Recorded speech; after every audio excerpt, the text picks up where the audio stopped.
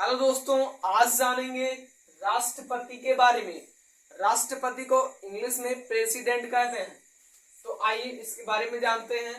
तो भारत में सर्वोच्च पद पर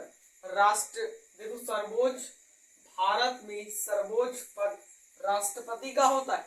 मतलब जो सर्वोच्च का मतलब होता है सबसे बड़ा।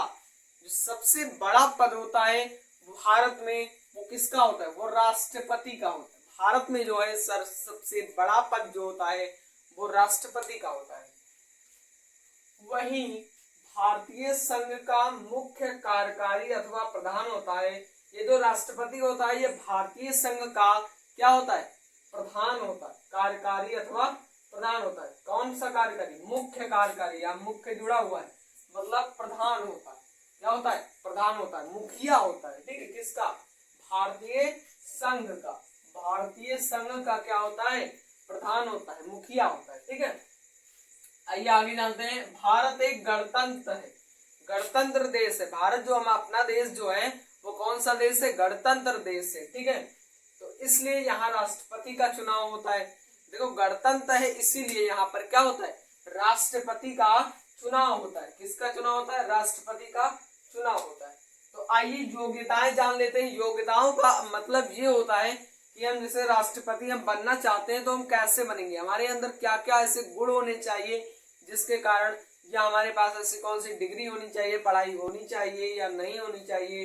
तो वो कौन सी ऐसी चीजें हैं जिसके कारण हम राष्ट्रपति बन सकते हैं। तो आइए उन चीजों को जानते हैं। तो उन्हें हम एक शब्द में योग्यताएं कहते हैं। ये हमारे पास कौन सी योग्यताएं होनी चाहिए? तो योग्यताओं में होता है राष्ट्रपति के रूप में चुने जाने वाले व्यक्ति में निम्नलिखित योग्यताएं होना जरूरी है। ये जो योग्यताएं हैं ये योग्यताएं आपके अंदर होना क्या होता है? जरूरी होता है। नंबर 1 पर है वह भारत का नागरिक हो। ये तो मोस्ट इंपॉर्टेंट है, ये तो होना ही चाहिए। वो भारत का नागरिक हो। यदि वो दूसरे देश से है तो सबसे पहले क्या करे? भारत से नागरिकता प्राप्त कर ले। ठीक है, फिर अगला देखिए, उसकी आयु 35 वर्ष से कम ना हो। उसकी आयु कितनी होनी चाहिए? 35 वर्ष होनी चाहिए। 35 वर्ष से अधिक, कम ना हो 35 वर्ष से। ठीक है, यदि उसकी आयु 35 वर्ष से कम है तो वो जब तक अपनी आयु 35 वर्ष पूरी नहीं कर लेगा तब तक वो इसके योग्य नहीं है। ठीक है, वह किसी लाभ के पद पर न हो। लाभ के पद का मतलब होता है वो किसी गवर्नमेंट जॉब पर न हो, मतलब कोई सरकारी नौकरी पर न हो। ठीक है, लाभ पर न हो। यदि है तो वो क्या कर दे? त्याग पत्र दे दे। मतलब क्या? इस्तीफा दे दे। वहां पर जो जैसे हम IAS है तो हम इस्तीफा दे दे, तब हम राष्ट्रपति का चुनाव लड़ सकते हैं। तो इस प्रकार से वो क्या दे दे? त्याग पत्र दे दे। त्याग पत्र देकर के वो क्या कर सकता है? लड़ सकता है चुनाव।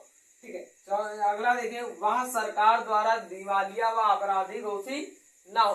दिवालिया, देखिए यहाँ दिवालिया का मतलब ये होता है कि जैसे सरकार हमने बैंक से लोन ले लिया, सरकारी लोन लिया, और लोन को अदा हम नहीं कर पा रहे हैं तो क्या होता है कि जो सरकार होगी वो हमारे यहाँ आएगी और मतलब सरकार अपने बंदों को भेजेगी और क्या होगा, वहां अपने अधिकारियों को भेजेगी और यहाँ पर जमीनों को क्या करेगी? जैसे आपके पास जो संपत्ति होगी उसको लेगी वो, और उससे क्या करेगी? अनुमान लगाएगी कि इसका कितना है। मतलब वो टोटल अपना ले लेगी। जैसे 2 करोड़ की है, 2 करोड़ की है आपकी टोटल संपत्ति, रुपया, घर जवार है ना, मकान वकान पूरा सब कुछ, और आपने बैंक से कर लिए कितने हैं? 3 करोड़। अब क्या हो गया? अब 2 करोड़ की संपत्ति है आपके यहाँ और 3 करोड़ का है, तो क्या अदा नहीं कर पा रहे हो, या आपको इसको 13 करोड़ मान लो। ठीक है, या कुछ नहीं दे पा रहे हो, ये जीरो बैंक बैलेंस है और नहीं अदा कर पा रहे, तो सरकार आपको क्या कर देती? दिवालिया घोषित कर देती उस स्थिति में। मतलब आपके पास कुछ नहीं है।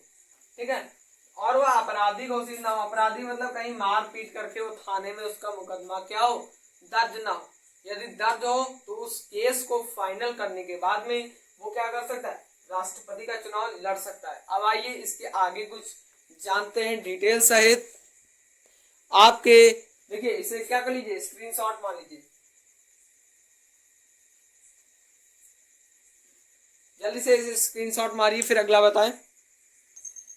ठीक है, तो अब उतना नोट हो गया। अब देखिए इसके चुनाव के बारे में जान लेते हैं, राष्ट्रपति का चुनाव होता कैसे है। ठीक है, तो भारत के राष्ट्रपति का चुनाव अप्रत्यक्ष विधि से किया जाता। किस विधि से? अप्रत्यक्ष विधि से। भैया किस विधि से इसका चुनाव किया जाता है, तो उसका उस विधि का नाम अगर बताएं तो वो अप्रत्यक्ष विधि है।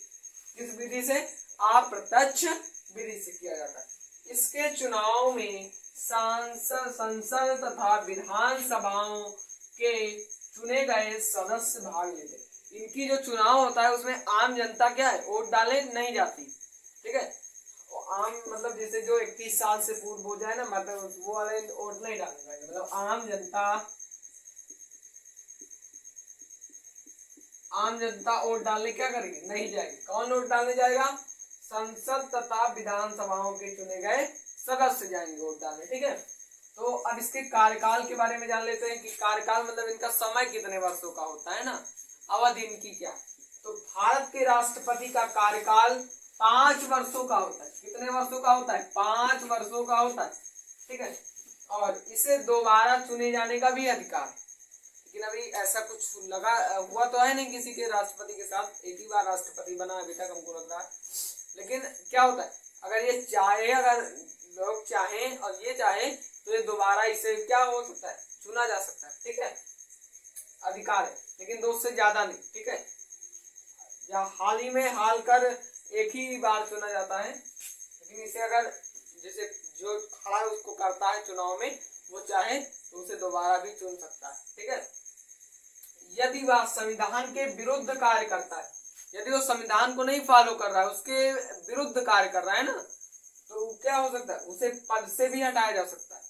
ये मत सोचना कि राष्ट्रपति सर्वोच्च पद है तो उसे हटाया नहीं जा सकता, उसे भी हटाया जा सकता है। संविधान में ये स्पष्ट लिखा हुआ। ठीक है, उसे क्या होता है, पद से क्या हो सकता है, हटाया जा सकता है। ठीक है, इसके लिए एक विशेष प्रक्रिया होती है, ऐसे तो हटाया नहीं जा सकता। इसके लिए क्या होती है, एक विशेष प्रक्रिया होती है।